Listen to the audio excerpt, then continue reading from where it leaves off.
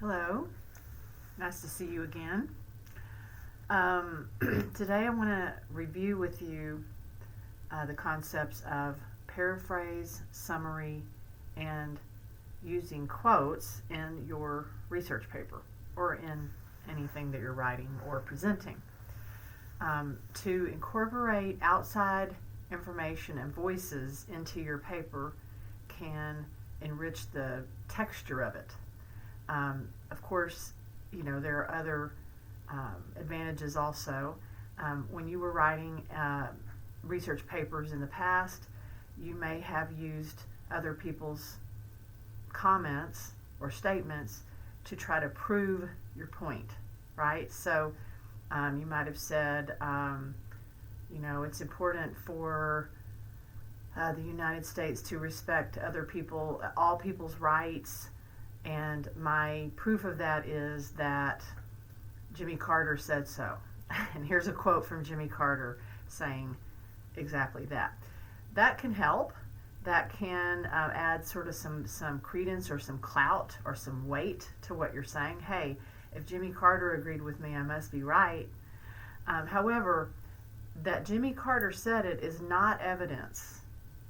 Evidence is facts or logic. We'll talk more about evidence in the near future, about deductive and inductive evidence.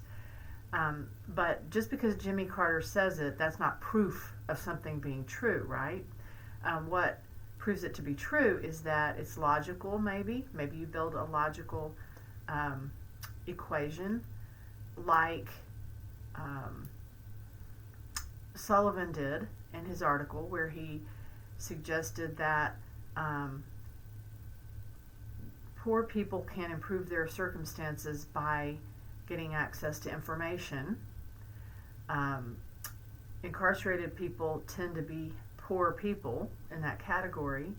Therefore, incarcerated people can benefit and improve their situation by getting access to information.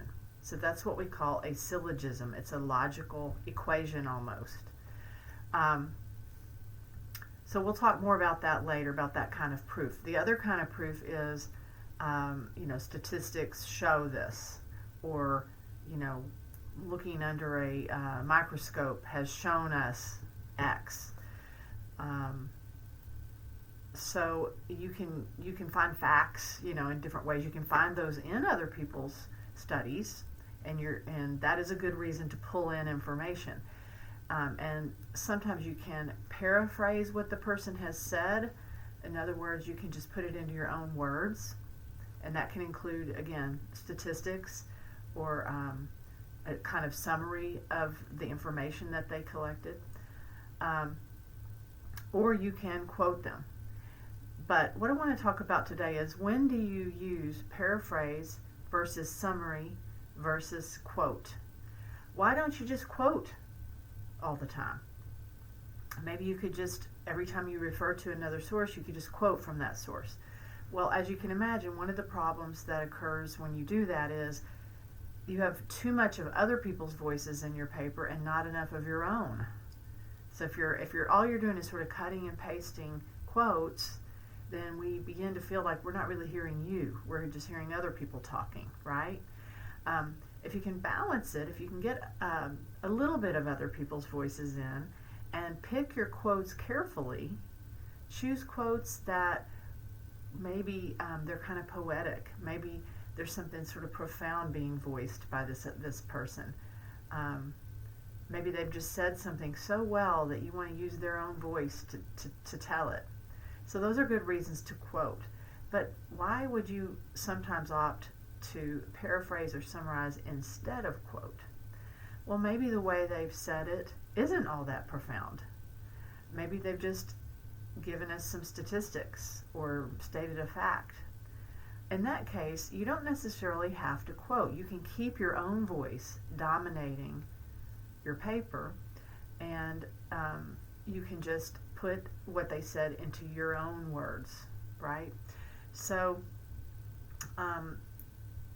if you want to paraphrase, what you'll do is you'll take, let's say, 3 sentences that you read in this other article or this book, and you will put them into your own words in a way that keeps the reference about the same length.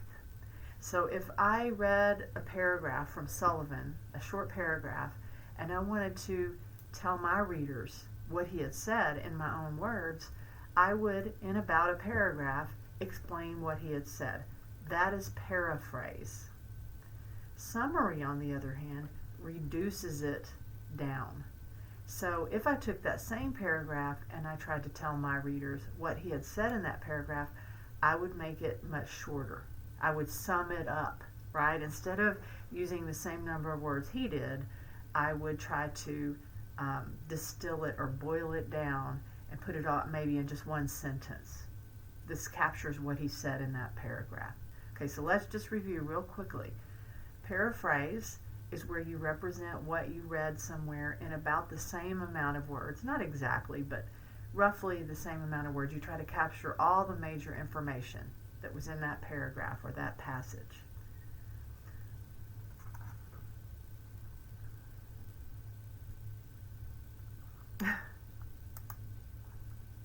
Sorry, we just had a crazy alert saying there was a gas leak in the dining hall, so I had to stop for a moment and acknowledge that. I think I'm okay over here in Nesbit. I'm going to finish this quick video. So paraphrase should take about the same amount of space as the original passage that you're trying to capture. Summary should be shorter. It should boil down or put in a nutshell the most important concept that you're trying to capture. And then quoting, of course, is to take in the exact words of the original, what the writer said, and then put it into your paper. And remember that with a quote, to keep from overquoting, sometimes you can try to make your quote as short as possible. It depends on what you're trying to do. If you're trying to capture a really beautifully phrased couple of sentences, it's fine to use both sentences, or sometimes even a paragraph.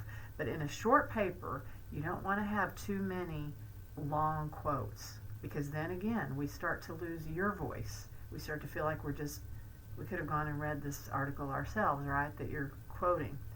So sometimes trying to look and see, do I really need the quote to be as long as it is? Can I shorten it a little bit and still get the same effect? That's something you'll want to think about doing.